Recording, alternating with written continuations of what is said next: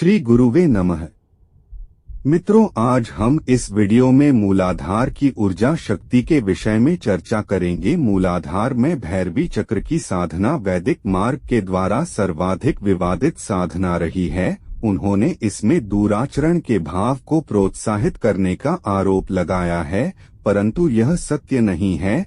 यह दूर आचरण तब होता है जब इसमें काम भाव को तुष्ट करने का उद्देश्य होता है। इसमें स्त्री पुरुष की भावनाएं परमात्म भाव से युक्त होती हैं। ठीक यही स्थिति यही भाव की है, परंतु इसमें अंतर यह है कि इसमें रखती की संभोग किरदार नहीं होगी। यद्यपि कुछ लोगों ने इसमें संभोग का विस्तृत विवरण किया है।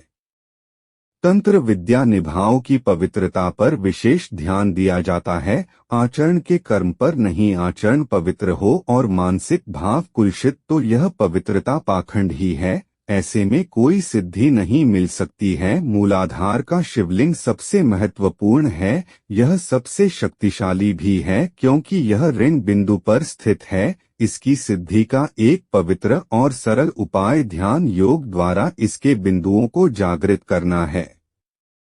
मूलाधार में काली जी का वास होता है। काली जी का रूप को डाकिनी भी कहते हैं। डाकिनी का अर्थ है एक ऐसी शक्ति जो डाक ले जाए। डाक ले जाने का अर्थ है चेतना का किसी भाव की आंधी में पढ़कर चकराने लगना और सोचने समझने की क्षमता का लुप्त हो जाना। यह शक्ति मूलाधार के शिवलिंग का भी मूलाधार है।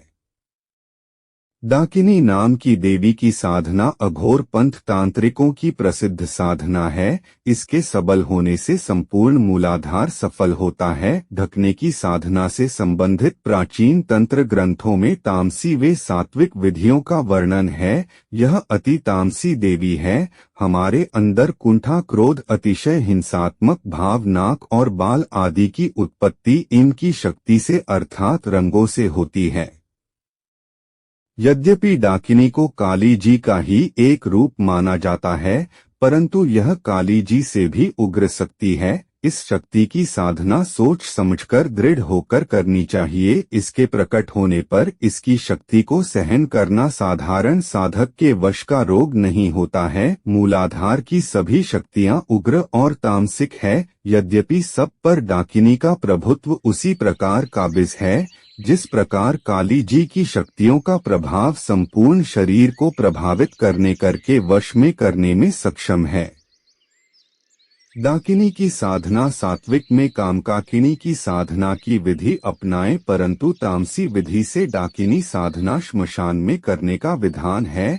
यहाँ श्मशान शब्द का निहितार्थ समझना चाहिए। यहाँ श्मशान शब्द का अर्थ है जहाँ जीवन की हलचल अर्थात वैचारिक हलचल ना हो। नग्न साधना का अर्थ है कि आप सभी भौतिक आवरणों का वहाँ त्याग कर दें। यह दोनों नहीं है तो शमशान में जाकर भी डाकिनी सिद्ध नहीं होगी। यदि प्रकट हो गई तो आप भयानक खतरे में होंगे।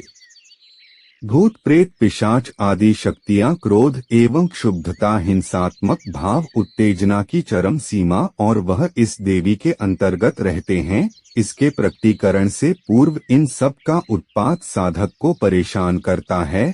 इसलिए इसकी सिद्धि करने जाएं तो पूरी दृढ़ता से होनी चाहिए। दुर्बल हृदय को डाकिनी की साधना नहीं करनी चाहिए।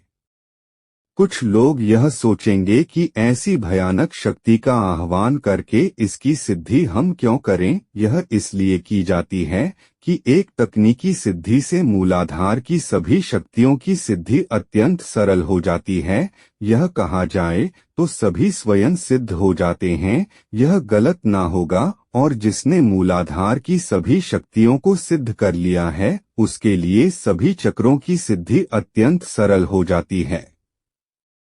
डाकिनी की साधना काली रात अर्थात कृष्ण पक्ष की रात से प्रतिपदा से लेकर अमावस्या तक अर्धरात्रि में की जाती है। नदी का किनारा या सुनसान श्मशान में दक्षिण दिशा की ओर मुख करके की जाती है। इसका स्वरूप काली जी के रुद्र रूप के समान होता है। चार भुजा में एक कटा हुआ सिर, दूसरे में रक्त रंजित तलवार, तीसरे में त्रिशूल, चौथे में रख से बड़ी खोपड़ी होती है जिससे वे रक्तपान करती रहती हैं। इस देवी का रंग बिल्कुल काला होता है। पैरों में महावर और तलवों में भी महावर होती है, इससे यह लाल होते हैं। हथेलियां भी महावर से लाल होती हैं। यह क्रिया प्रतिपदा से लेकर अमावस्या तक चलती है। इसकी साधना के समय समस्त भौतिक इच्छाओं एवं उपलब्धियों का त्याग करके ही साधना की जाती है। जब देवी प्रकट हो जाएं, तो उससे उनकी शक्तियों का वरदान मांगे और उनसे कहें कि हे माता, आप अपना पुत्र समझकर हमारी रक्षा करें, दूर व्यसनों से दूर रखें और हमें शक्ति दें ताकि हम दूसरी सिद्धियां प्राप्त कर सकें। डाकिनी को जगाना पड़ता है, परंतु काली एक जागृत देवी है।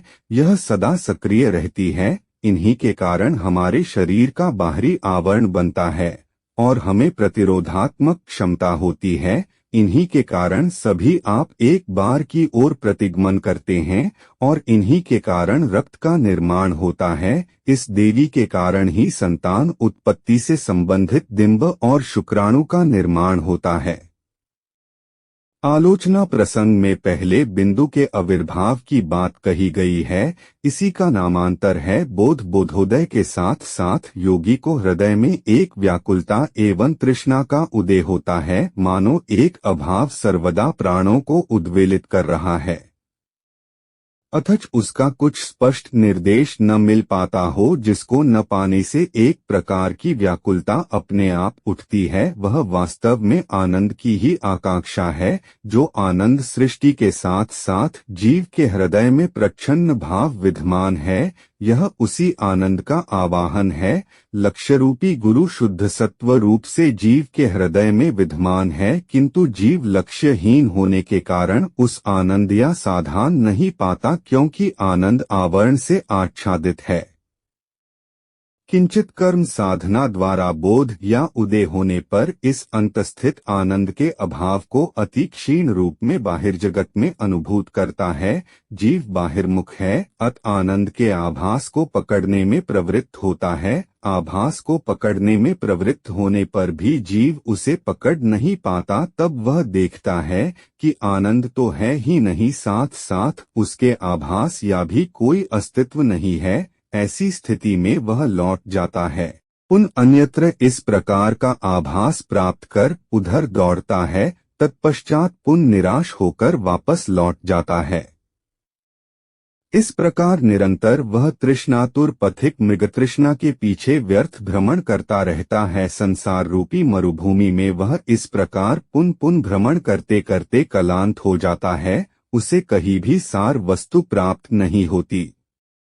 यही अन्वेषणावस्था है, इसका नाम है ज्ञान। इस प्रकार क्लांत होने से उसकी बहिर्मुखी गति वेग निरुद्ध हो जाता है, उसमें स्थिरता आती है। इंद्रिय एवं मन की बहि प्रभाव कार्यरत नहीं होता। इस अवस्था में दृष्टि के उन्मेष से लक्ष्य खुल जाता है। जैसे यह एक लक्ष्य का उन्मेष है, वैसे ही दूसरी ओर यह है पूर्ववर्णित अंत स्थिति आवरण की अपसारण। इस स्थिति में उसकी दृष्टि के सम्मुख लक्ष्य रूप आनंद प्रस्फुटित होता है। अब प्रारंभ होता है बहिर्जगत में प्रवेश। यह आनंद उसके सम्मुख इष्ट रूप अथवा जननी रूप से प्रकाशित होता है। जब तक अंतर्दृष्टि नहीं खुलती, उस समय तक का अपरोक्ष ज्ञान अथवा साक्षात्कार नहीं मिलता। जिसे चाहे कुछ भी प्रिय लगे, उन सब की समष्टि उसके सम्मुख लक्ष्य इष्ट रूप से ही प्रकाशित होती है। अखंड महायोग में इसे कहते हैं भाव या प्रकाश या भाव राज्य में प्रवेश। यह सत्य है